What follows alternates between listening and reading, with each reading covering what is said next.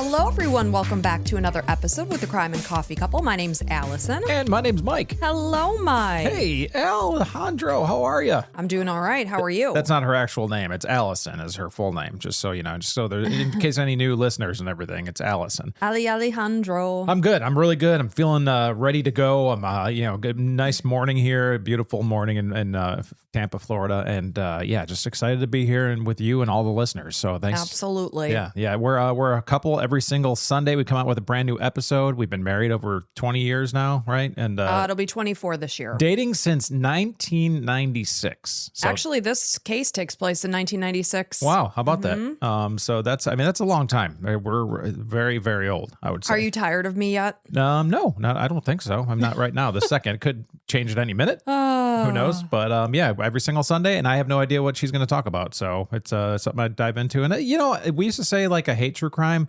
I would never seek it out to like go listen to or watch. Like I probably wouldn't do any of that. I do all my own, some TikToks and stuff for all the listeners and everything. But it's not something that I seek out. But you have a way of telling a story. So thank you. These are horrible, horrible stories. We always say the worst day in these people's lives, their whole family and everything. And it's like they deserve to be remembered. But, what's been going on with you lately? We've got this crazy house here where my family, my parents, my mom and dad, my dad's 83-ish. He's going to be 83 this year. My mom's 78 right now.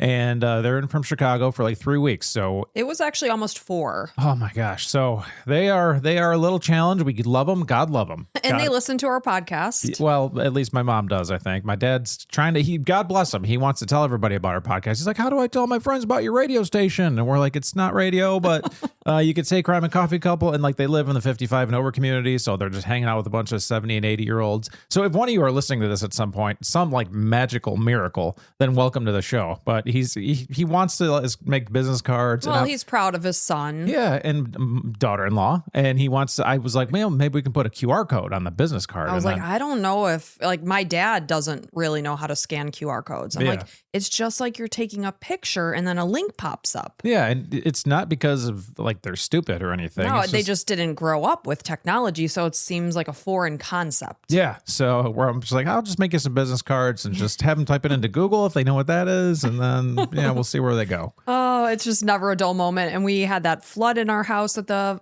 beginning of this year. It wasn't necessarily a flood, it was a leak. And our floors got damaged, so we finally got those fixed this week. And so we had a contractor here doing the work, and just, never a dull moment. But we are so thankful that they are able to be here and visiting with us. And you have to just embrace those chaotic moments.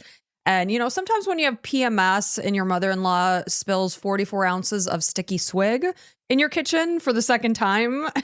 Second time? Well, the other one was out on the patio at least. She spills. So my mom is like known for spilling. I mean, all the even time. 30 years ago when she was in her 40s, she was known to spill. She was one of the first people I knew that carried water around. And like it was kind of new then. And my dad would always make fun of her. He's like, you think you're going to run out of water? Like you're going to be thirsty in the middle of a desert? And like every time before a car, she'd have a huge cup of water with her. I could relate to that now. Yeah, now. I don't go anywhere without water. Everybody's got their Yetis or whatever. And it's like, so she was always one of those people, and like at a restaurant she'd reach across for something and a gigantic water glass just gone like entirely. So, or like a sticky martini, and it'd just be all over everything. So every time she's walking around with a cup, we're like, oh, please mom, watch out. She's like, I know. I'm like, I know, but hey, you've got a history.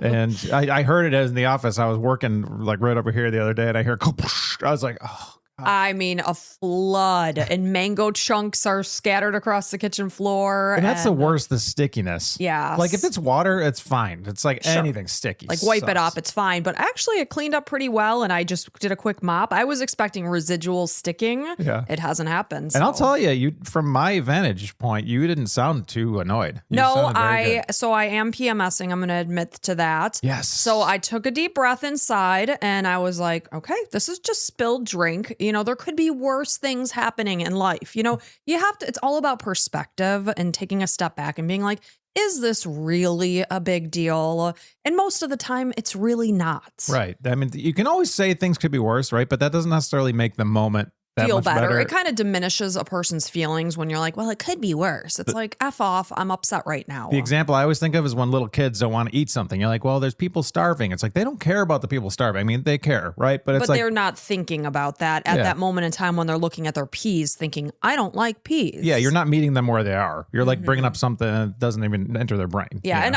sometimes people just need their feelings to be recognized and not pushed away because it just makes you feel that much worse. And I always just say, like, emotions have motion, like they come and they go like waves. So just let them be there, accept them, deal with them, and then they're going to be gone. I think that's a great thing for you to keep in mind, especially yesterday when you said I had an opinion on everything and that you didn't like my opinion. Mike legitimately likes to debate. I love it. Sometimes I just don't have the bandwidth to debate everything that I talk about. It's not everything. It's like that was the problem I said. Don't turn this little thing into everything always. Like once I know you jump from this moment to everything always, then I'm like, wait, we're getting a little out of hand here. Sometimes it just annoys the living crap out of me. I forgot even what I was talking about. Yeah, no surprise. It was just like a regular little thing. I had an opinion on something. I was like, well, I don't know. That's not always so bad. I know what it was. I was doing a webinar because I'm a clinical dietitian and I have to keep up my continuing education. So I was doing a webinar on exercise addiction.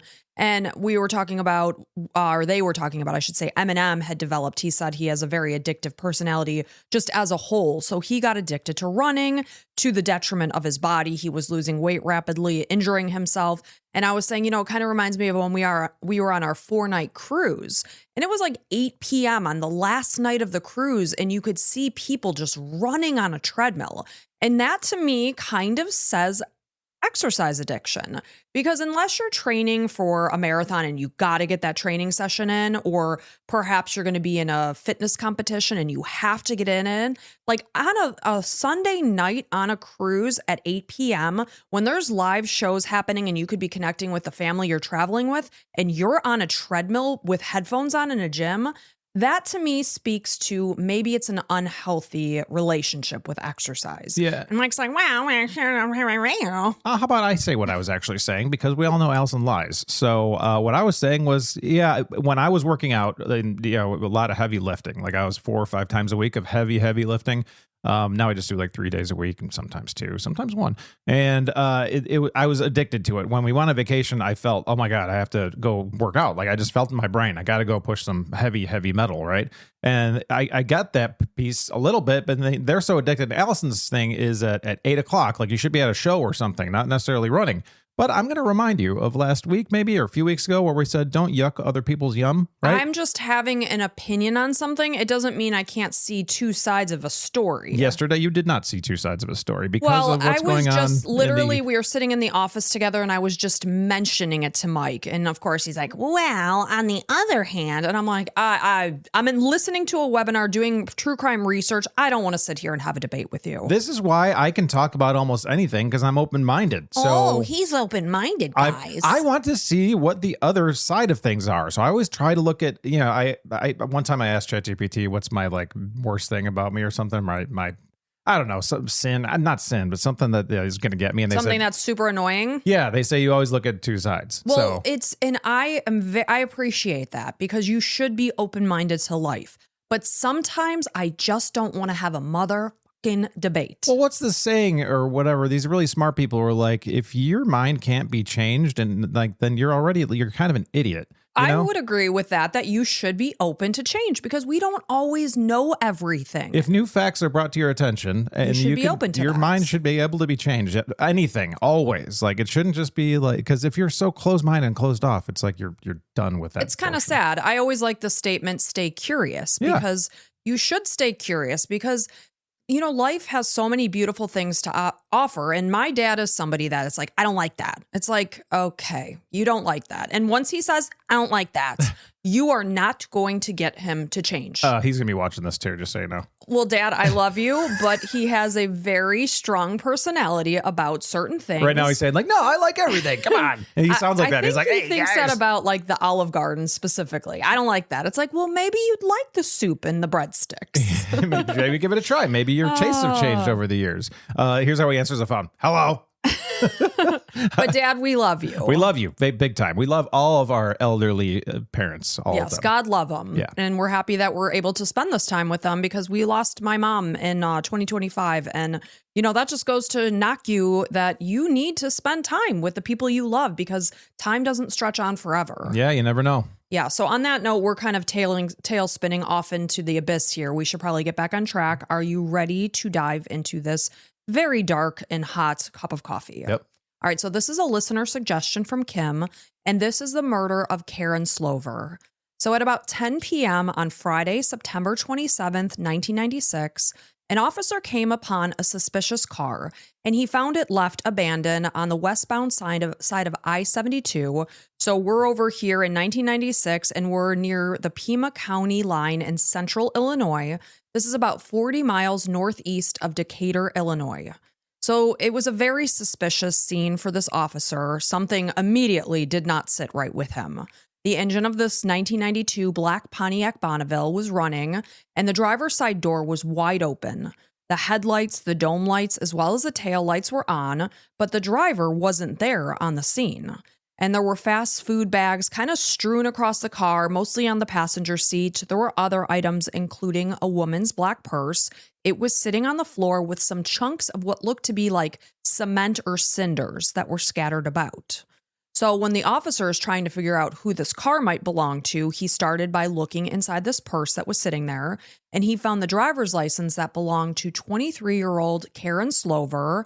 And meanwhile, once he ran the plates of this car, the car was registered to a 34-year-old man named David Swan.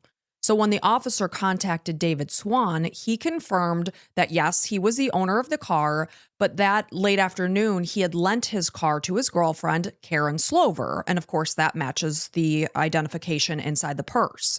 So he said that she borrowed it that evening to pick up her 3-year-old son, Colton, because her car was needing some work done to it. It needed an oil change and new brakes. And at 23 years old, it sounds like Karyn was really trying to make ends meet, make money, and be able to pay her bills. So although David and Karyn had been friends for many months, they'd only recently started dating. So after she picked up Colton, this is what her plans were. It's not necessarily that she actually did this, but she was going to go pick up Colton, and then she was planning on stopping off at the mall to go shopping for dresses. She was stopping at a mall that was south of Decatur because she and David were actually going to a wedding the following day, so she needed to get a dress to wear to it. And after she found the dress, she was planning on swinging by David's house to pick up some laundry that she'd left there. And then she was going to go home to make Colton dinner. So it was just going to be a pretty typical Friday evening. So David, meanwhile, had been at the wedding rehearsal and the dinner that night. I guess he was going to be the best man in the wedding. And when he got home at about 10 p.m., he noticed that Karyn's laundry bag was sitting in the same place that she'd left it. And of course, she had mentioned that she was going to come by and pick it up. So he told the officer that the car looked disheveled inside when the officer looked inside. He said that is how he had left it when he last saw his car at about 4:15 that evening. They had exchanged the car in the newspaper parking lot where they both worked. Although the cinders, he clarified that they saw scattered on the passenger side floor of the car, had not been there. So after speaking with the officer, he just really couldn't wrap his head around any kind of reasonable explanation as to why Karyn would have left the car. It's just sitting there abandoned on the side of the road as it was found. Because again, the car's running, the lights are on, the door's wide open. What could you possibly rationalize she would have done this for? Well, none. And that's where, if as a boyfriend, I'd be worried sick. Of course, this isn't painting a picture of something good. No. So when he called Karyn's parents, this is Larry and Donna Hearn, they said that they last spoke with her when she was leaving for work, but they had not heard from her since. So after hearing about the way that their daughter left the car, they were immediately concerned. And knowing that she was planning on going to pick her son Colton up, her son was being cared for by her ex-husband's parents, her ex-in-laws. This is Michael and Jeanette Slover. So her parents called them at about 10 p.m. that Friday night. So Jeanette was explaining that no, Karyn had not come by to get Colton. He's still here with us. So she didn't even call to say that she was running late.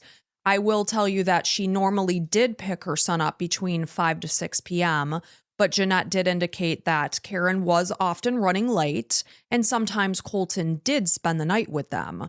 But based on all of my research, it sounded like Karyn would have never just left her son there without communicating. Yes, he may have spent the night there. I think the week before he had spent maybe 2 nights. Sure. But Karyn had always communicated. She'd picked up the phone and called. Well, yeah, it's your kid. You're not just going to be like, all right, well, good luck. I'll talk to you maybe in a few days. Yeah, it's like, I'm just not going to come and get him tonight. That wasn't the case. So this was definitely weird. So David filed a missing persons report, which easy for me to say, it initiated an official investigation. So more than 3,000 flyers with Karyn's photo were circulated throughout central Illinois in hopes that maybe somebody had seen her. So when authorities spoke with Karyn's coworkers from the Decatur-based Herald and Review newspaper where she worked as an advertising rep, they said that she left that Friday evening right at about 5 p.m., and no one had seen nor heard from her since that time. So although Karyn did have a cell phone back in 1996, officers didn't find it among her belongings that were left behind in David's car because, of course, we know she left her purse and her identification there, but they didn't find her phone. So several of her friends confirmed that Karyn was planning on picking Colton up and then heading to the Hickory Point Mall in Forsyth to get a dress. There was a little bit of confusion over what she was going to do first. Was she going to get the dress first? Because do you really want to try on dresses and go shopping with your 3-year-old son? Usually not. Yeah, because speaking as a former 3-year-old son, I'd be jumping all over the place, Right. hiding in corners, just wreaking havoc. Our kids' daycare was right behind a super Target. So after work, I would always swing into the super Target if I needed something and then get the kids so that I wasn't hurting cats. Yeah. I was just in and out of Target. It was much easier for me to focus without hurting a 3-year-old. So there's question there.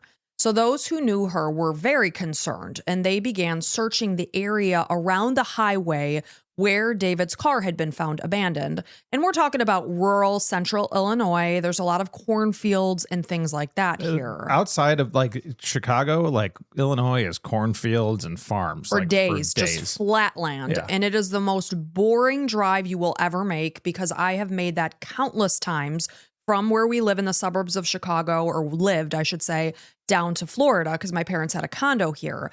And it is just like 5 hours of just cornfields. Boringness. Horrible. Yes. So I mean, maybe it's great if you love it. That's fine. There's a lot of land here that if something happened to her, she could potentially be in. So the Pitt County Sheriff's Department dispatched helicopters to fly over the area, believing that maybe Karyn had been abducted. So based on the findings of the car, investigators assumed that maybe she had been carjacked. And this is something that's known to happen on these stretches of rural roads where drivers are isolated and without a lot of passing cars that could see something suspicious happening. So oftentimes what will happen is a car will flash its lights at a driver, signaling that they need help. And then this kind driver stops to see what they could do to help this other person out, and then they're lured into this offender's trap. That's the worst, man, when they use it as like someone taking advantage of people being nice. Well, something I had seen recently, and I've heard this before, was if you see something concerning in the middle of the road, don't stop your car because somebody could put it there in order to get you to do such a thing. Like they mentioned a baby stroller or something like that in the Something middle that of the clearly street. shouldn't be there. And like, if you really were in trouble, would you leave a baby stroller in the middle of the street? Right. And of course, when you're a concerned person and you're like, oh my gosh, what if there's a baby in that stroller? I'm going to stop and get out of my car. And then all of a sudden you've got these people like trying to do whatever they want with you. So if you see a baby stroller, just run it over. Just oh my run gosh, it right over. no, that's not at all what All I'm right, saying. Go around it. Go around it. So since the car had been left in a way that obviously drew attention to it, with the driver's side door open and the headlights on, investigators were questioning if maybe someone other than Karyn had left it in this location. Maybe they staged it here to draw attention to it. So authorities had also considered other possibilities, including the fact that maybe Karyn had willingly abandoned the car herself. However, she had been in the process of pursuing a modeling career. She had actually just received an agency contract for a 3-day job working with Paris World International. They were apparently based out of Savannah, Georgia. I think whatever work she was going to do with them was going to be in the Atlanta area. So on the very day that she vanished, she signed and returned the contract. And since she was super excited about this upcoming job, paired with the fact that she just generally wasn't someone that would have just walked away from her son without communicating anything to anyone, made this scenario very, very unlikely. And her parents were telling investigators, because of course they want to understand what kind of a person Karyn was that she aspired to grow her modeling career into a full-time job. And she did hope to one day leave Illinois and take Colton with her, but they said she would have never, ever left him without any kind of communication. So it was also doubtful that if, say, she did want to just run off and pursue her modeling career, would she have randomly stopped David's car along the road, opened the door, and just walked away, leaving her purse and ID behind? No, she would not have done that. So as the next 2 days went by without word from Karyn, hope that she was going to safely return started to dwindle. So David, who made a media appeal for her safe return, was obviously considered a suspect by investigators because he was one of the last known people to have spoken with her. He was also dating her, and they were going to eventually meet up that night. It was his car. He knew that where she was driving to. So that just makes sense. Yeah. So as they began making a list of those who were closest to Karyn, all of a sudden they got a call that the dismembered remains of a young woman had been found 2 days after she vanished on Sunday, September 29th, 1996. So that afternoon, a man named Tracy Seabaugh and his wife Sherry had been walking along the shore of Lake Shelbyville, near Finley Marina, and they spotted a gray garbage bag that was just kind of laying amongst the shallow water. And they were often out and about in the waterways, so Tracy was in the habit of picking up trash that was left behind by visitors, and that's a nice thing to do. You see trash and litter, pick it up and put it in the nearest garbage can. Yeah, very nice. So that's what he was going to do. So he was reaching down to pick this bag up, and he immediately stopped in his tracks. He felt the object inside. He could feel the outline of it. And he thought it could potentially be a human head. So without doing anything further, without opening the bag. Yeah, you're like, okay, this is something bad. I do want to call somebody. Of course. I mean, not to mention that this is so disturbing and it's something you don't want to see. You also don't want to destroy evidence. Yeah. So he contacted the police right away. And when Deputy Jeff Thomas arrived, he cut through the first layer of the bag and found a second gray garbage bag inside that had been sealed with duct tape. So as he sliced through the second layer, he was horrified. He saw blonde hair that was draped over a human ear. So over the next few days, authorities continued to search the entire lake, and they recovered 10 separate bags, many of which had floated ashore. And each bag had been tightly wrapped, some of them were double bagged, and many contained a heavy item inside that was clearly meant to weigh it down. However, as the body began to decompose, the bags were then filled with gases that caused them to ultimately resurface. So obviously, authorities know that Karyn Slover is missing, and it's likely the victim is Karyn. But they had to wait until dental records confirmed that this was correct, and that did happen. It's only the right thing to do. So Karyn's remains were transported to Memorial Medical Center in Springfield, Illinois for an autopsy. And this autopsy determined that she had been shot 7 times in the head. Wow, that is terrible. I mean, that's absolute overkill. Is what that is, yeah. Yes. Nobody needs to be shot 7 times in the head if you're trying to kill them. Have we heard about this ex-husband yet? We're going to talk about him. Okay. So she had been shot 6 times to the left side of the forehead and once to the back of the head at point blank range with a .22 caliber gun. So because she had been shot so many times, clearly this was overkill. The killer had likely been very angry and likely shot her until the gun simply ran out of bullets. So there was also this unusual finding that I'll tell you they really couldn't explain how or why, but there was a large amount of sand, rocks, and gravel found inside Karyn's vagina and anus when the medical examiner did an autopsy of her torso that was found. and it appeared to have been placed there because obviously her remains, and I don't mean to be crass or too graphic, but they were bagged and put in the lake. So it's not like waves and debris from the lake, got these items there. Yeah. So they couldn't explain that. Investigators also found a drop of blood on the Finlay Bridge that ran over Lake Shelbyville where her remains had been found. Wow, good investigating. Yeah, and the blood actually was a match to Karyn. And they also found a fingerprint that was lifted only inches away. So this is likely the spot where the bags had been thrown over the bridge and dumped into the water. So investigators wondered if maybe a serial killer had been just randomly out on the hunt for a victim and just happened to come upon Karyn because she was this young girl out driving on a rural stretch of road. Is that possible? Sure, yeah, let's say that's possible, but let's rule out everybody super Right. close to her first. So they wondered maybe this crazy person had abducted, murdered, and then dismembered her, and then disposed of her remains within the lake that was about 40 miles away from where David's car had been found. Like all these stories that we've told, the serial killer is not usually the first one. Like, But- are these cops that are thinking this? They're trying to think of every possible scenario, and there are serial killers. Yeah. We have told many of their stories. Absolutely. And they have randomly killed young women like Karyn. Yeah, but 90% of our stories is somebody close. Yes. So, however, Detective Michael Beck believed that this wasn't the case and that Karyn had likely known her killer. He felt that whoever killed her then drove David's car in another direction to divert the search away from Lake Shelbyville. They were probably hoping, obviously, with the large, heavy things that were found in the bags, that Karyn's remains would never resurface and she would never be found. Honestly, probably a good move if you're trying not to get caught.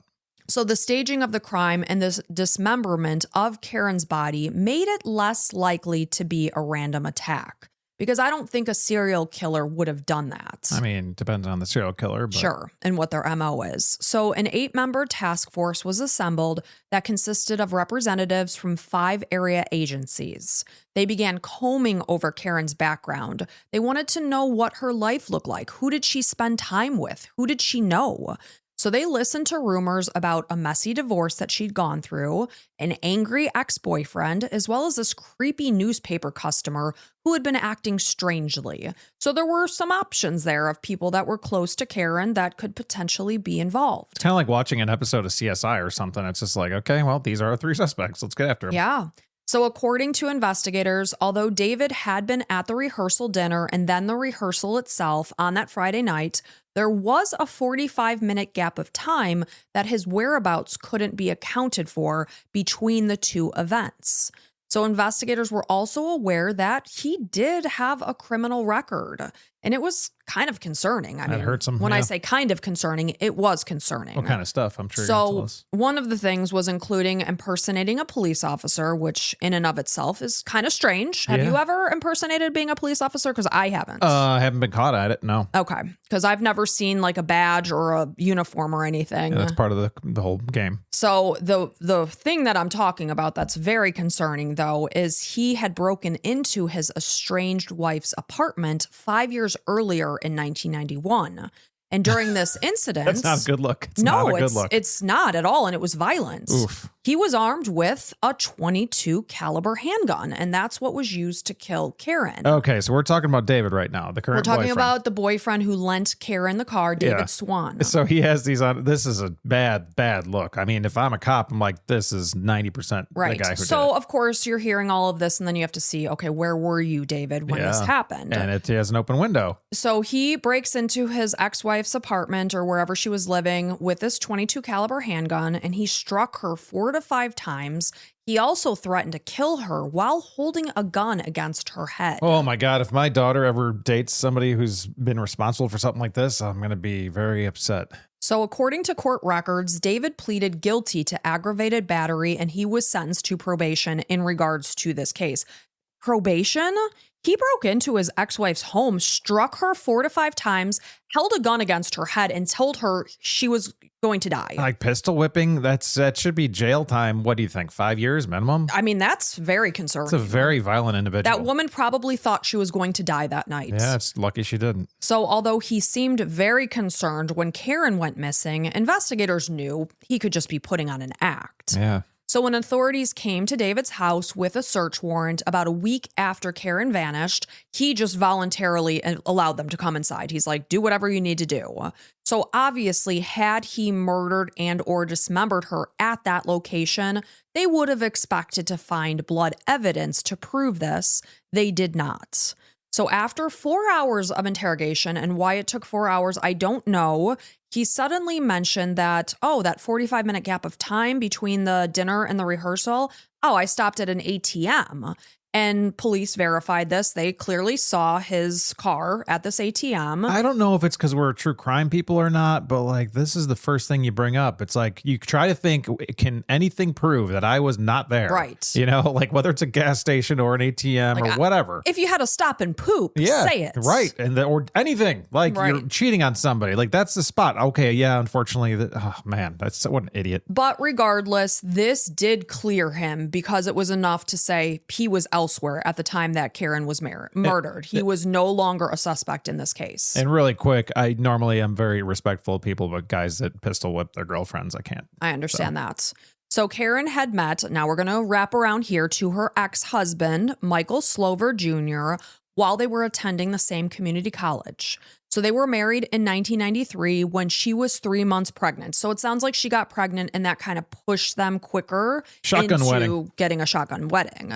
And then they ended up divorcing in April of 1996. So they hadn't been divorced for very long at the time of this case in September of 1996. So after their relationship became contentious, they parted ways. So detectives learned that Michael Jr. did also have a criminal record. This included drug possession, gun possession, and burglary. He also solicited bribes from shoplifters where he was working as a security guard in exchange for him not turning them in. That's really interesting because security guards aren't paid very much and they're responsible for thousands of dollars of merchandise. Yeah. So that's something that can definitely happen. And I mean, it's a problem. So he was caught in this, and for this charge, he pleaded guilty and received probation. So Karyn's friends later testified that he had been physically abusive during their marriage, and according to the divorce agreement, Karyn was Colton's primary custodian, and Michael had alternate weekends with their son, and his mother, Jeanette, would continue to watch Colton during the week until he started school. When he went to kindergarten and he was cared for at school, because they were both working, she was going to serve basically as his babysitter. So Karyn's parents were telling investigators that their daughter was not happy with this situation of Michael's parents watching her son each weekday. But, she's struggling with finances, and it sounds like they're watching Colton for free. And anyone who has paid for their children to go to daycare like we have, it's like college. It's friggin' expensive. It's crazy. At one point in time, I think we were spending $400 plus a week for two of our kids. A week, not per month, a week. And that's in Florida. And I will tell you, our friends in Illinois were paying close to double that. Yeah, and that was 10 years ago. Like it's only gone up. And I'm sure there's people out there like, yeah, well, I do this. Like I'm so sorry. It sucks. It's very, very expensive. So she's got this solution. He's with the grandparents and it's free. So for the time being, that's what was happening. Like they temporarily make it work and figure something out later. So some reports indicate that Jeanette's relationship with her grandson was highly inappropriate because she viewed him as her own child. And we all think about that monster-in-law type of scenario. It's like, listen, lady, you raised your child. This is my son. It's not yours. And that seems to happen a lot with boys. Like grandmas just love their grandsons. Like it's a thing because mothers love their boys because they're kind of like the secondary husband, Yes. Like you have this, like, I don't want to say romantic, but it's like you love your son so much because you want them to be everything they can be, and it's not like obviously anything more than just loving them, So, but then once your son has grown up and then they have a grandson, that's your new son. And like mentally you put everything into that kid. There's that one saying, and I know I'm going to botch it up. It's like, daughter has a mother for life, but a son has a mother until he has a wife life or something like that. So oftentimes mother-in-laws look at their sons' wives as competition. Like us, like you and my mom, or for only my mom's reason. Like she didn't like you until you had a kid and her grandson. Yeah, so it was like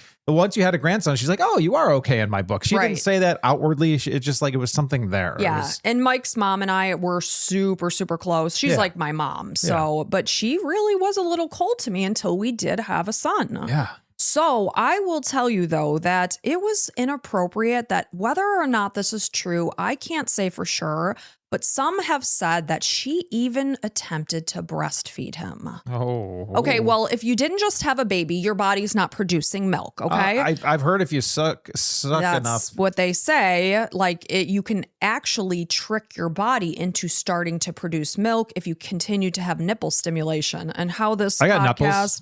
nipples. Can you milk me? Fucker.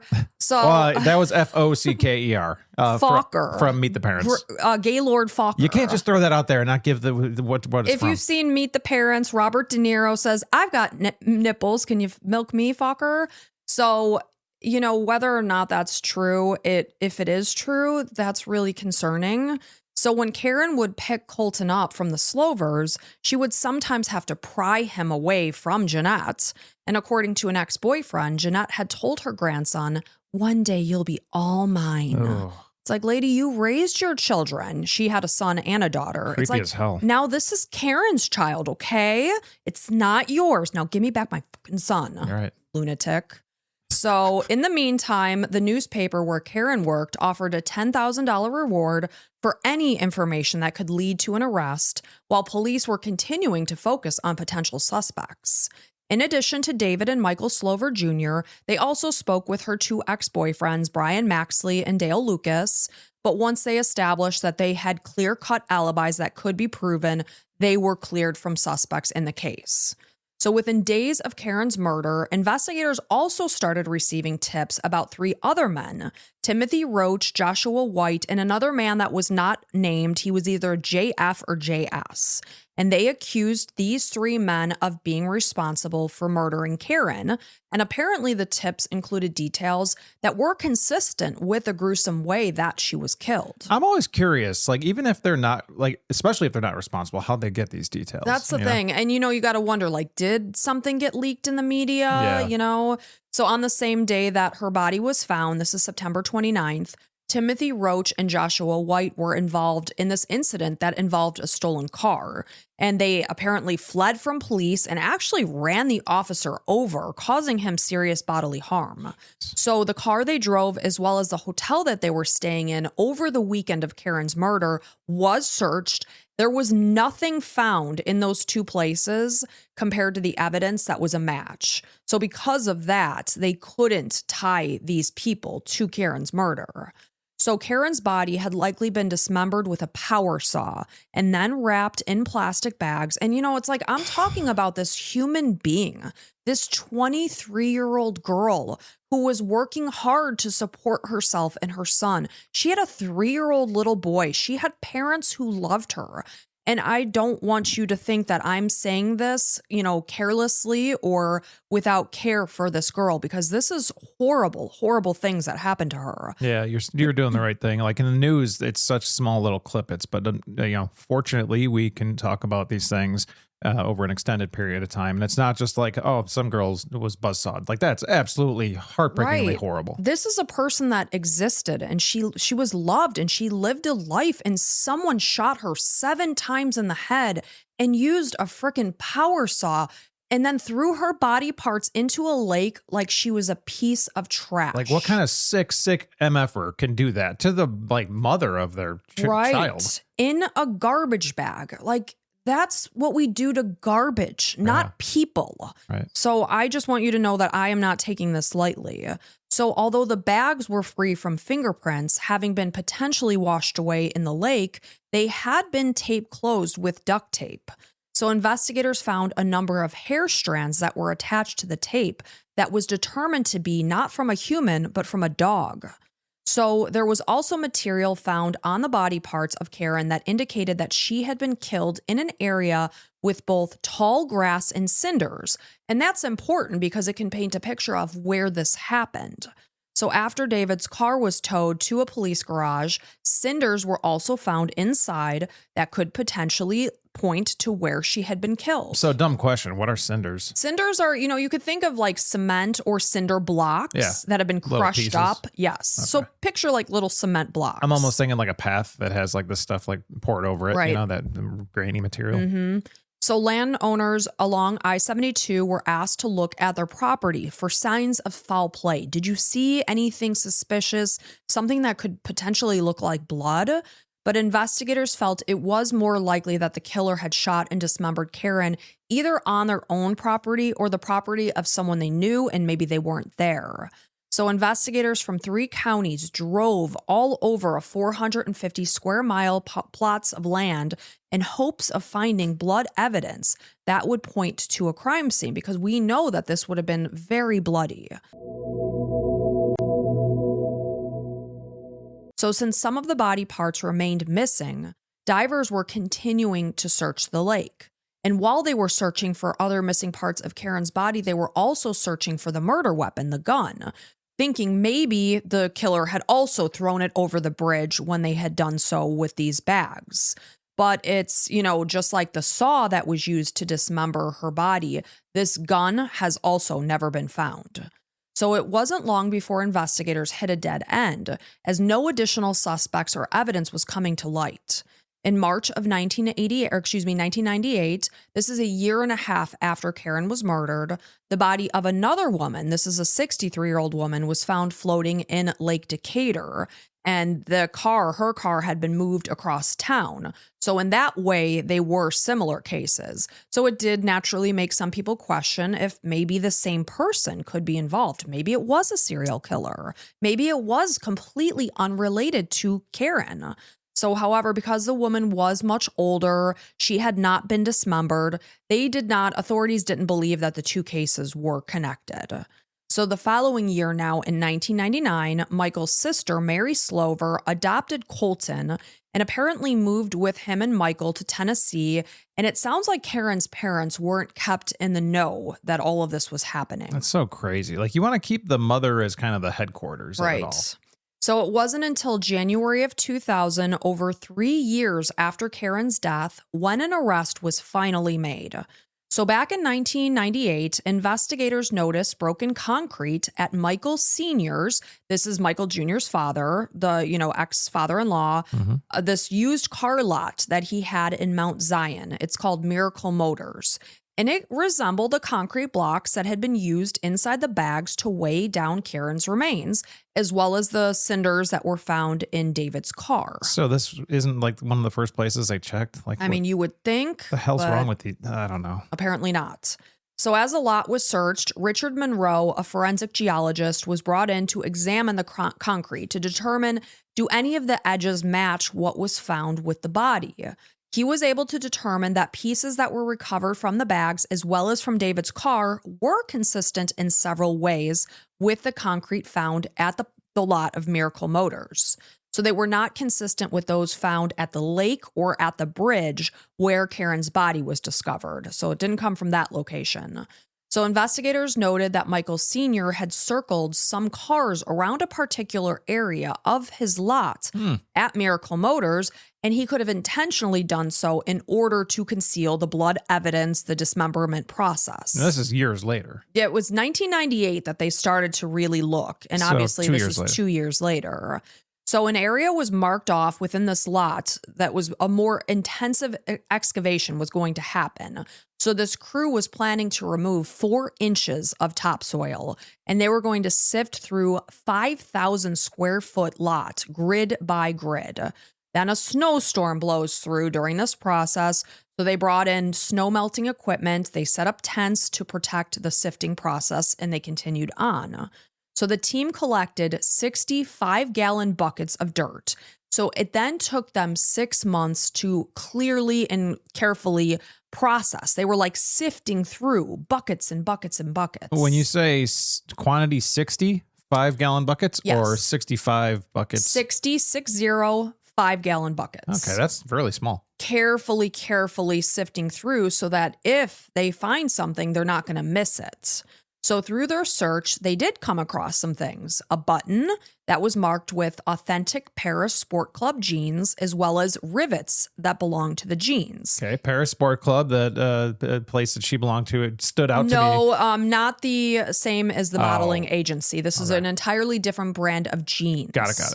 So the button that you would, close your pants with, it said authentic Paris Sport Club. And then, the rivets that are on jeans, like these right here on the side of my jeans, those were also found, and they seemed to match the jeans that Karyn was incidentally wearing when she vanished. Wow.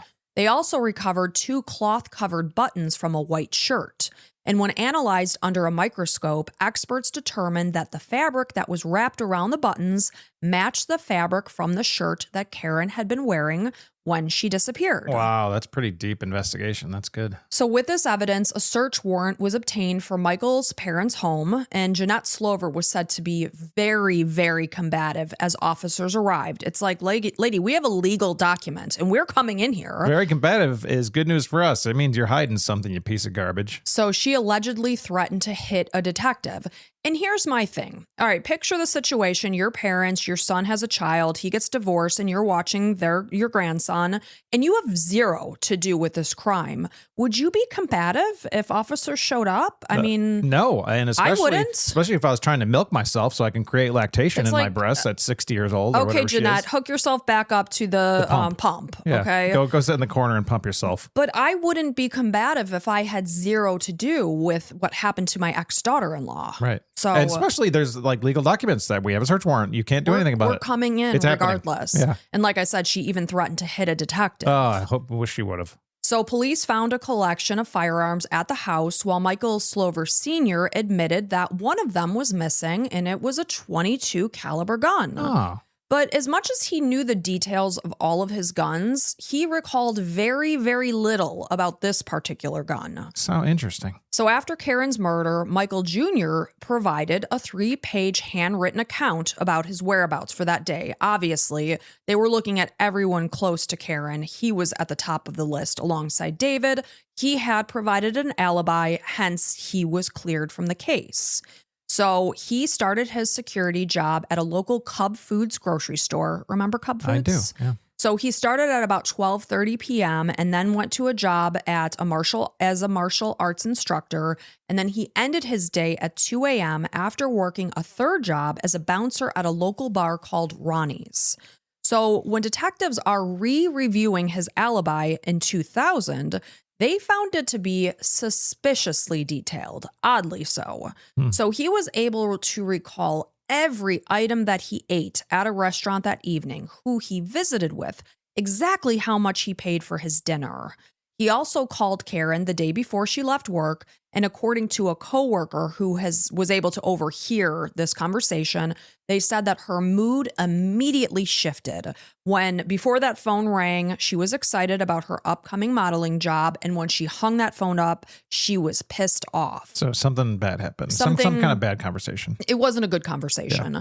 So her coworker overheard her telling the caller, "I am going to leave the state, and I am going to take our son with me." Now we have it. So after she hung up, she turned to her coworker and explained, that was Michael Jr. Motive is what I'm talking about. So Michael Sr. and Jeanette Slover were high school sweethearts. They met in St. Louis. They got married right after high school in 1966. So at the time of Karyn's murder, they had been married for 30 years. So after they settled in Mount Zion, this is a tiny village south of Decatur, Jeanette stayed home to raise their 2 children while Michael worked at Clinton Power Plant. He also eventually bought Miracle Motors. This is this used car lot on Route 121, just a few minutes from their house.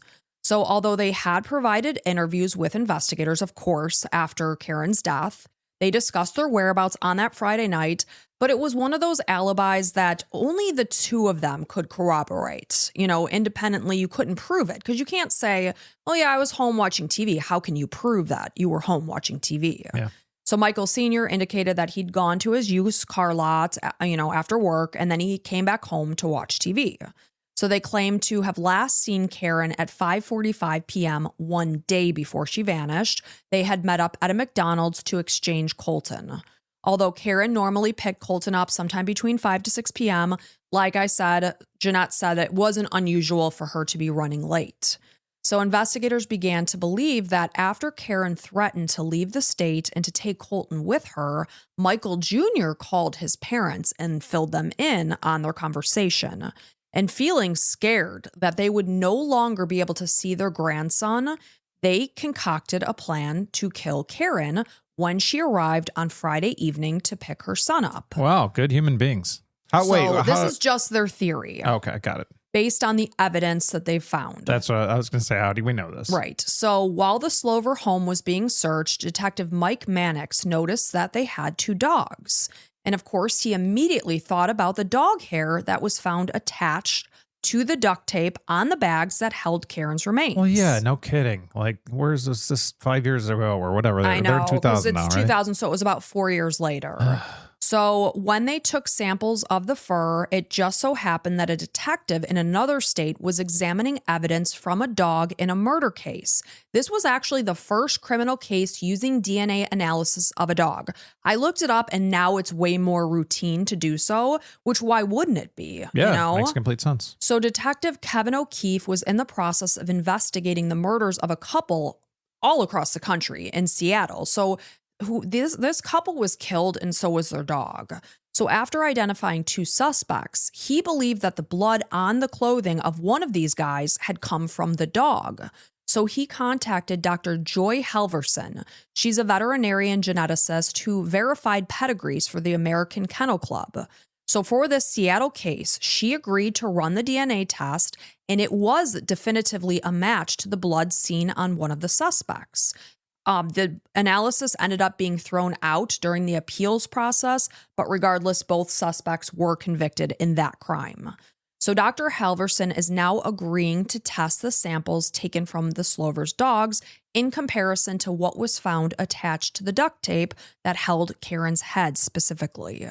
So only one of the strands had enough DNA for analysis, but it proved to be a match, meaning at least one of the dogs from the Slover's home was the source of the dog hair that was found attached to that tape. All right, good.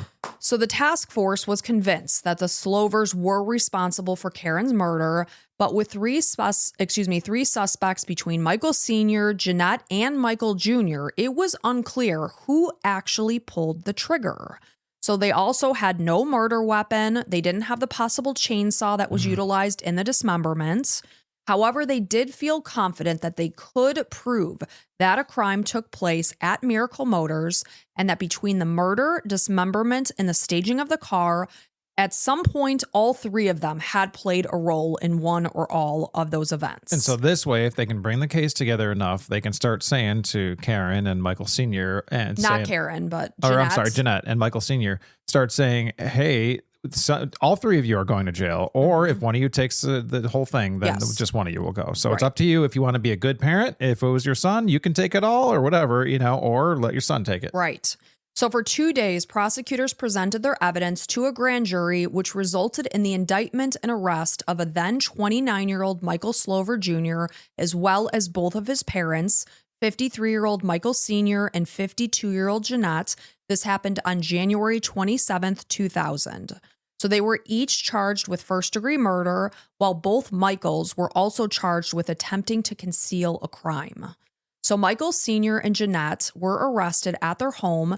This was at the time of their arrest, they were surrounded by a SWAT team, and they then transported them to the Macon County Jail, while Michael Jr. was arrested in Tennessee. He had moved there with his sister and Colton. So the prosecution believed that the murder involved all 3 suspects. So they know that Michael Jr. spent that Friday establishing a clear alibi because he worked at 3 different jobs that day. He said where he ate his meals, etc. And meanwhile, his parents handled the murder and the staging of the car. The dismemberment could have involved any or all 3 of them. Macon County State's Attorney Larry Fitcher indicated that the evidence against the Slovers was mountainous, but he wouldn't confirm if they planned to seek the death penalty. They wouldn't be able to get it. Yeah, so the trial began in April of 2002. This is nearly 5.5 years after Karyn had been murdered. The request to move the trial out of Macon County had been denied by Judge John K. Grenius.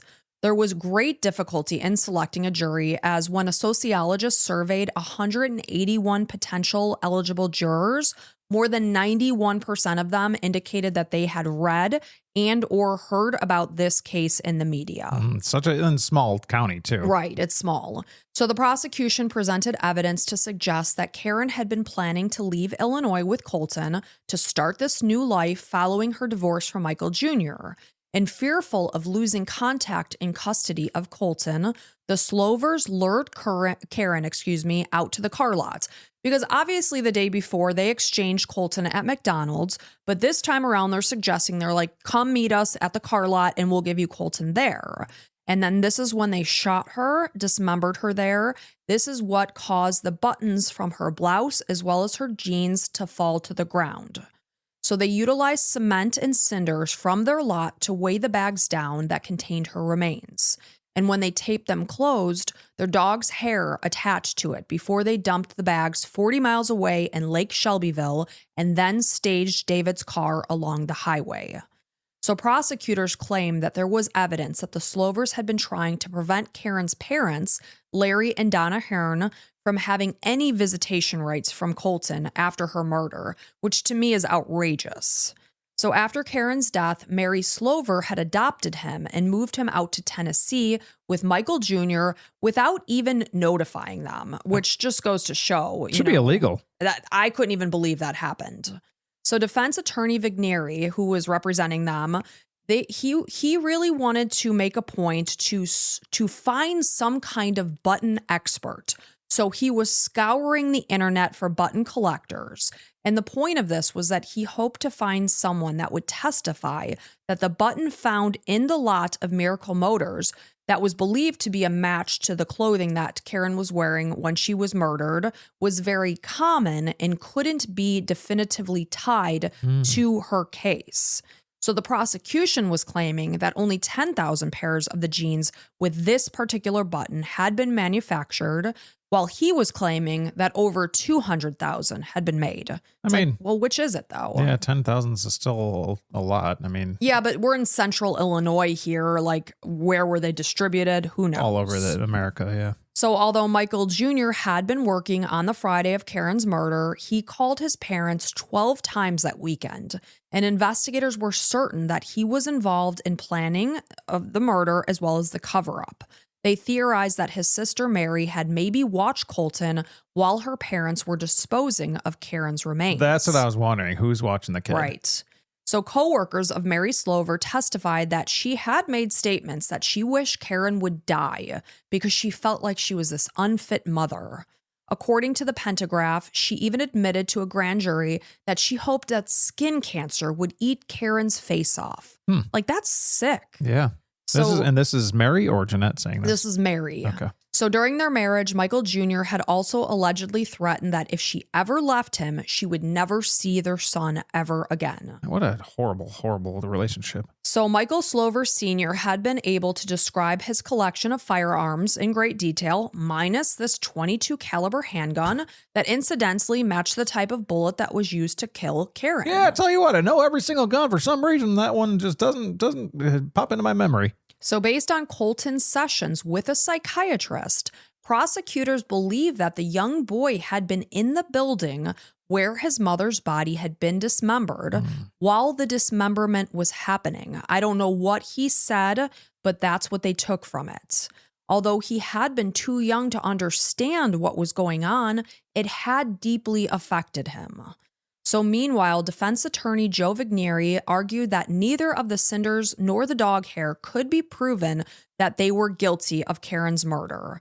He went on to say that no murder weapon had been found, there were no eyewitnesses to any portion of the crime, and no DNA or blood evidence could place Karyn in the car lots. They also couldn't find the chainsaw that was believed to dismember her body, nor could they prove which of the trio was involved in which role. So he argued that during the search of Miracle Motors' lot, there were numerous other items of clothing that was found in the whole sifting process. This included a Wrangler jeans label as well as zippers that weren't tied to the case. And because the Slovers were in the habit of disposing of garments that were left behind in auction cars, they would burn these items in their trash barrel. He said that the buttons and the rivets could have come from that business, not Karyn. Interesting. That's a pretty good argument. So the fingerprint found on the bridge over Lake Shelbyville was determined not to be a match to the Slovers, nor were the two fingerprints found on the interior of the front passenger door or window of David's car. But of course, they could have been wearing gloves at this point in time. So forensic geologist Richard Monroe testified that the material content of the concrete at the car lot was consistent with what was used to weigh the bags down containing Karyn's body parts. He also discussed a piece of concrete at the car lot that had these trowel marks on them. These are markings that are created during the smoothing of concrete, which were similar to those of the concrete found with her body.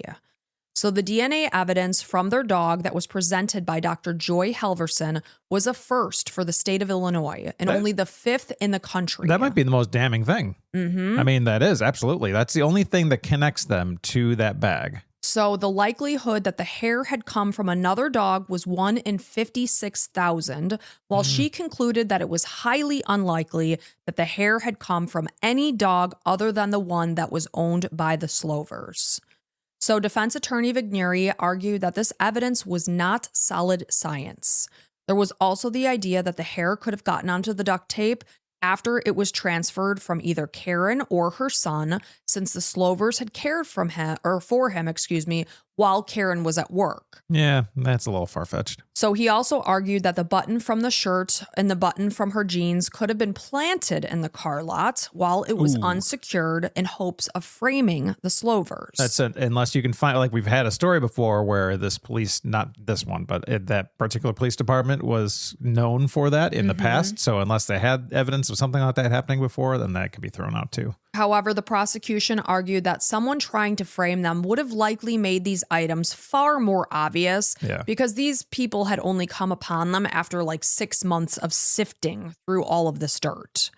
So on May 18th, 2002, after 5 weeks of testimony and deliberations, the jury was back with a verdict. And Mike, what do you think? Gotta be guilty. I mean, I'd be so surprised if they're not guilty. So they found Michael Sr., Jeanette, and Michael Slover Jr. guilty of first-degree murder. Hell yeah. So on June 28th, 2002, Jeanette Slover was sentenced to 60 years in prison. Awesome. While Michael Sr. and Michael Jr. were given 5 additional years, so 65 total, due to the added charge of concealing a crime. So they all maintained their innocence, while Michael Sr. made the statement, "I just hope someday the truth comes out and that somehow everyone knows that this had nothing to do with us." So during this time, Colton was 9 years old. He was living in Tennessee with his aunt, Mary Slover. And however, after the verdict, he was placed into foster care while proceedings began that October to determine if she was okay to keep him. No, because she's going to brainwash him. It's so obvious. I mean, maybe as a human being, she's okay. Maybe, I don't know her. But she also made comments that she wished that Karyn was dead and that skin cancer would eat off her face. I've never made wishes like that about anybody. I mean, yeah, I don't know. I've not, but I mean, to really horrible people, like all these people involved, I would probably wish that, but it's fine. I try to not wish terrible things on people, especially 23-year-old moms who just so happened to divorce from your brother who was allegedly abusing her. Yeah, for sure. But like murderers and stuff, I wish horrible things to them, for instance. So in 2003, a Macon County judge ruled that she was an unfit parent because she may have been involved in concealing evidence of Karyn's murder. She may have known what her family had done and helped watch Colton while they were doing what they were doing. Right. She also hadn't sought out the appropriate counseling for Colton in the aftermath of his mother's brutal murder, and according to that psychiatrist, he was deeply affected. So she also allowed him to have ongoing contact with her family, who were convicted as his mother's killers. She denied any wrongdoing, and she appealed this decision. And although appeals court determined that there was no evidence to support the accusation that Mary Slover was an unfit parent for Colton, he did remain in the guardianship of Karyn's parents. So the Slovers appealed their convictions, arguing prejudicial pretrial publicity. Did I say that right? Yep. Okay. So obviously, 91% of the potential jurors were saying that they had heard of this case. And I'd love to see this 9%. These are probably people with no televisions or radios or anything. Like, people will talk to each other too. So they must be just like hermits. Just or maybe they're farmers and they're working from sunup to sundown, eating their dinner and going to bed. Yeah, but not talking to anybody in the process. Right. Never going to a shop for something like hey, did you hear a about gallon of milk? Right. Like, whatever. So there was also the admission of testimony during the trial alleging spousal abuse. But in July of 2005, this was denied. So fast forward now to more than 20 years later. In February of 2024, the Illinois Innocence Project, or the IIP, filed a petition with the Macon County Court detailing extensive evidence that supported the Slovers' innocence. And this included DNA that could potentially exclude them from being responsible for Karyn's murder. So the IIP is alleging that they were convicted using junk science, and they were referring to the buttons, the rivets, the dog hair, DNA, the grass, the cinders, and the concrete.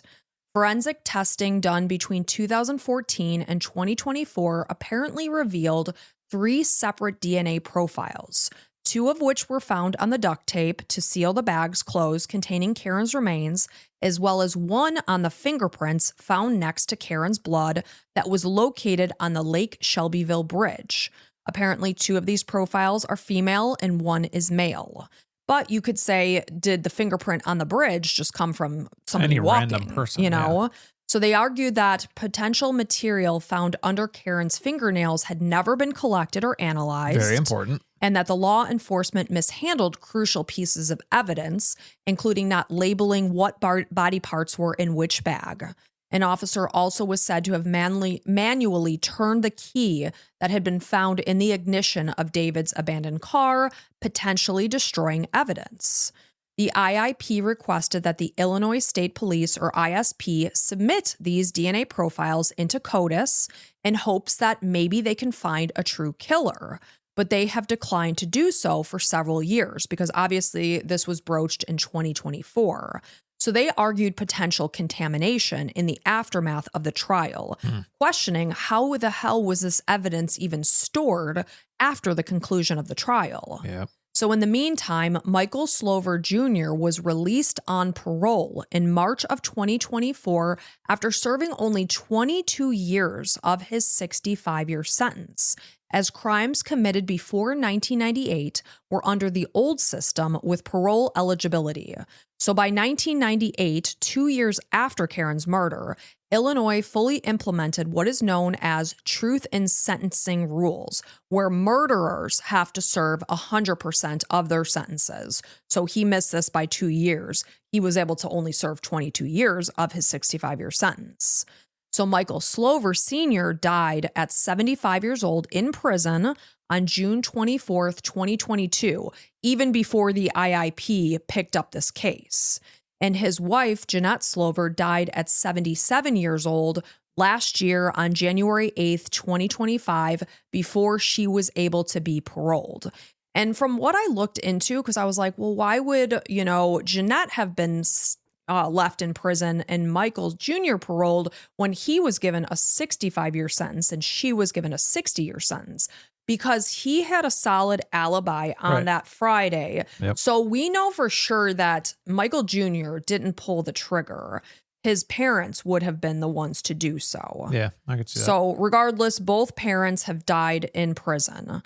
So on March 13th, 2026, this just happened, Judge Rodney Forbes ruled that the 3 DNA profiles connected to Karyn's case are suitable to be submitted to the state data index system as well as CODIS. So they are now forced to do so. They've been like, no, it's probably contamination. And again, with the bridge, how can you say it wasn't just a person walking over and touching the railing of the bridge? I mean, we want the truth, right? Right. So in 1996, Karyn had been a 23-year-old woman who was trying to move forward in life.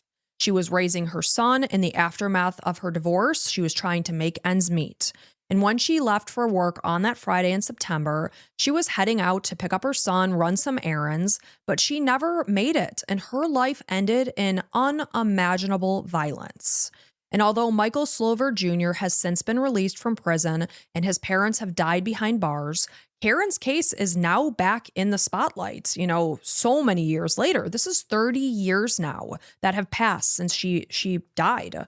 So DNA connected to her case will be entered into the CODIS database to determine, is there someone else that was responsible for her death rather than the Slovers?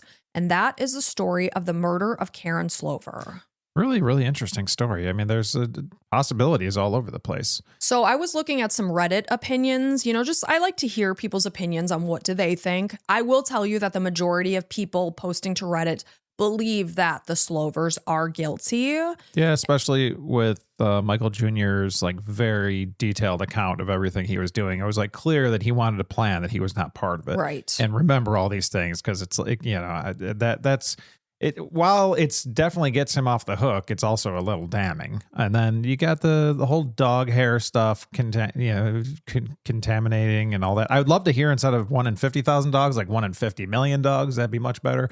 Well, and there is also the idea that maybe the dog hairs were attached just incidentally because, yeah, exactly. Yeah. Because Karyn would have contact with the Slover. She was picking her son up. She was dropping him off. How often it was happening at their house, I don't know. I just saw mention that she had exchanged Colton at McDonald's the day before her death. Yeah. So I don't know how often Karyn was in the house, but we know Colton was, and maybe Colton could have come home, especially if they're very shedding dogs. Like you think of a golden retriever. They didn't say what type of dog it was, but some dogs shed a ton, and that could easily transfer hair. Well, like our cat, we have a very clean house, but our cat loves sleeping on my office chair. And so I always have to check my khakis before I go out for cat hair on my butt. You stood up for a meeting. Mike was wearing these navy blue khakis, and he turned to walk out of the office. I'm like, whoa, buddy, you got to go get that lint roller thing on your bum. Yeah. It's a really, really interesting case. And I don't disagree with Michael Jr. being let out. I mean, I'm not that, he deserves it or not. It's hard to say. It's it wasn't completely connecting. And like you said, he wasn't the one that pulled the trigger. Well, regardless, he was paroled. He was going to be paroled, easy for me to say, regardless of the Innocence Project picking this case up. So that had nothing to do. He was just paroled after 22 years, again, because Karyn's murder was committed in 1996 before the rules changed in 98. So that had nothing to do. So at this point in time, he knows he's free. His parents are deceased. He wants this evidence to come out to potentially clear their names so that he is no longer looked at as, a murderer. So it's not that he's doing it to get out of jail, because that's already happened. Any word from Colton? No, I'm sure he's. No. Yeah, that's. He was only 3 years old when he lost his mother. Poor kid. Terribly. And then his dad went to jail, and he was living with his Aunt Mary, and then he was ripped out of that house. And so very, very sad for Colton. But my gut instinct says, odds are they're guilty, because, again, she was shot 7 times. It was a lot of anger fueled behind it. Michael Sr.'s gun was missing. The Paris jeans button in the lot. You could say, well, they got cars and auctions, and people leave crap behind in their old cars. Yeah, lots. And they were potentially burning the clothing, and then the button could have fallen out. There was word that Michael Jr. was mowing the grass right after Karyn's murder around the parents' lot, potentially because the long grass that was attached, to her body could point to that location. Sure. Was he just incidentally mowing the lawn because it was a Saturday? Who knows? We're all looking for something, Of course. It's so many of these. There's just nothing directly tying them. That's what sucks about it. I guess the motive, it's who would have had the motive? This grandmother who was trying to allegedly breastfeed her grandson. So weird. And so weird. Allegedly said, "You're going to be mine one day." I have a son, and I can promise you, if he marries a nice person that has a good personality, I'm not going to try to be his wife and be the mother of his child, because I was his mother. Would you try to breastfeed their baby? No, Okay. no, I would not. I'd be happy to help you. Get the suction going. You're not going to help me with the suction, and Sorry. I'm not going to breastfeed a baby. I did that. Sorry to my father-in-law for that image. Been there, done that for 13 plus months with each of our kids. I did Google it really quick, and it does turn out that pretty much any woman can start breastfeeding. It just takes a lot of effort and 8 pumps a day plus like some hormone therapy and stuff. So it's a lot of effort. But yeah, I mean, unless you're like going. Adopting a child and you want to breastfeed that baby, I don't see what other reason would you have to produce milk? That's what it is. Usually it's adoptions or something. Yeah. Wow. And not crazy. And over what course of time? 8 pumpings a day over what course of time would you expect? Different bodies, different ages. Interesting. I don't know, months perhaps. I didn't look that far because I wanted to listen to the story. Sorry. Well, because if you ever saw a single white female, I think that was the one where she was trying to breastfeed the woman's baby. Yeah. It's like you can't do that. No. I think of The Office too, when Pam accidentally breastfed the neighboring ladies. Yeah. While she was in the hospital and they the quickly baby's crying. slid the baby back. Yeah, so the baby's like all full and they're like, oh, he hasn't cried all night. He's not hungry. It's like, well, because he ate off my breast. That's right. That's right.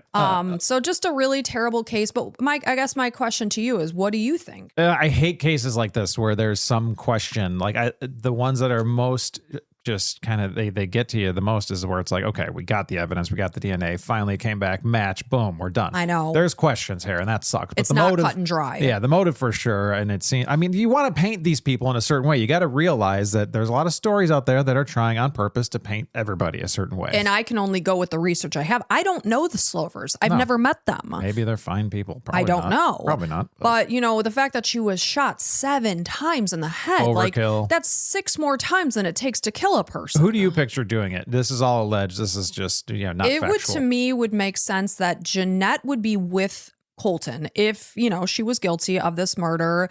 I would picture Jeanette staying with Colton, but then I could see her being the psychotic, like, you bitch. Right. Like, who's shooting her 7 times, right? I can't imagine. Does Michael Sr. have any kind of like criminal past at all? Like, that's very violent. And that was another point of this case, was that this couple had been married for 30 years. They were high school sweethearts. They didn't have any violent criminal past. And it seems like if anybody was turning, Karyn would be the one, like her brain was turning into like, Jeanette, you mean? Oh, I'm sorry. I'm so sorry. Yeah, Jeanette. I'm sorry. So Jeanette was the one where her brain was turning into like, don't take my baby from me. And like something mentally and emotionally was turning in her head. And like you said, shooting her repeatedly. Yeah. I could, if I had to point at somebody possibly all alleged, like, well, I mean, they were found guilty and they died behind bars. Yeah, but you still can't but the say innocence, factually. The innocence program is only trying to disprove. They are convicted murderers. They are convicted of. We're not allegedly. No. They were convicted. The actual shooting is alleged. We don't know for sure guilty. who shot her. We don't know who shot her. I'm telling you, you can't say this stuff. I've read into it. We're not allowed to say that. Okay, well, I picture it being Jeanette. Okay, that's what I'm saying too. Like, you can get into trouble. Now, the dismemberment process, I would picture being Robert Jr. and Sr. because we know he had an alibi, Robert Jr., till 2 a.m. He was a bouncer at that bar. Maybe that process happened in the middle of the night. Who knows? And real quick, you know how like sometimes you think of a joke after a moment happened? Yes, and you're like, dang, I or a comeback. Yeah. I will say, when we were talking about me being possibly a person that, as a policeman, gets convicted for impersonating a policeman. And you were like, well, you don't have any police gear or anything. And I was like, well, we do have the handcuffs that you enjoy. Right. I actually expected you to say something like that. I'm getting, slower. I don't know. No, I think I just know your perverted, sick brain. Right after we were done, I'm like, oh, I should have said handcuffs. We don't have handcuffs. And then I wrote it down house. and I put a star around it. Handcuffs. Mention the handcuffs Allison insists on every so often. Do they have pink fuzz around the cuffs? No, you like purple. Remember? They're right there. Do you want to show them? Yeah. Do you want to pause? Go. Let's pause. I want you to bring those out. I want you to show the camera. Maybe next time, okay? Because he's going to have to get on Amazon and be like, purple fuzzy cuffs.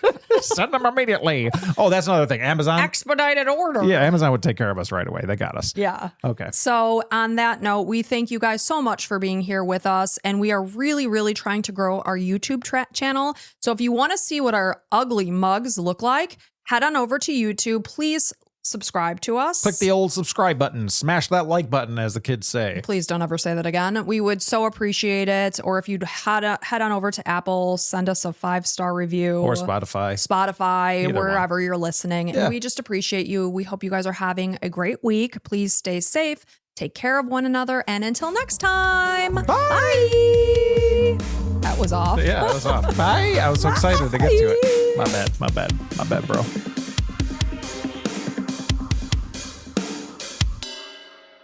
My bad, bro.